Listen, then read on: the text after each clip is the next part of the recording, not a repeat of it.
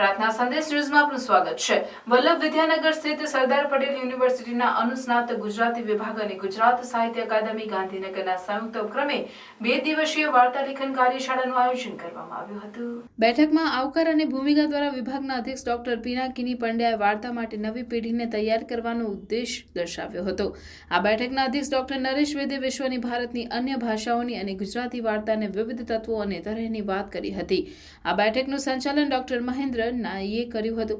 આ શિબિરની પ્રથમ બેઠકમાં ગુજરાતી સાહિત્યના પ્રસિદ્ધ વાર્તાકાર દિવાન ઠાકોર અને ગિરિમા ધારેખાને વાર્તાકાળ વિશેની વાત કરી હતી। આ બેઠકનું સંચાલન ડોક્ટર સુધા ચૌહાણે કર્યું હતું, જ્યારે બીજી બેઠકમાં તજજ્ઞ દ્વારા શિબિરાર્થીઓને વાર્તાની વિષયવસ્તુ દ્વારા વાર્તા કઈ રીતે ઘટે એ ઘટનામાં વાર્તાને ઢાળી શકે તેની વાત કરવામાં આવી હતી। બીજા દિવસની બેઠકમાં ડોક્ટર મણિલાલ પટેલના અધ્યક્ષસ્થાને તાલીમાર્થીઓ દ્વારા તેઓએ લખેલી વાર્તાની પ્રસ્તુતિ કરી હતી। આ બેઠકનું સંચાલન રમેશ ચૌધરીએ કર્યું હતું। પ્રાર્થના સંદેશ ન્યૂઝની તમામ લેટેસ્ટ અપડેટ્સ માટે ચેનલને હમણાં જ લાઈક, શેર અને સબસ્ક્રાઇબ કરો।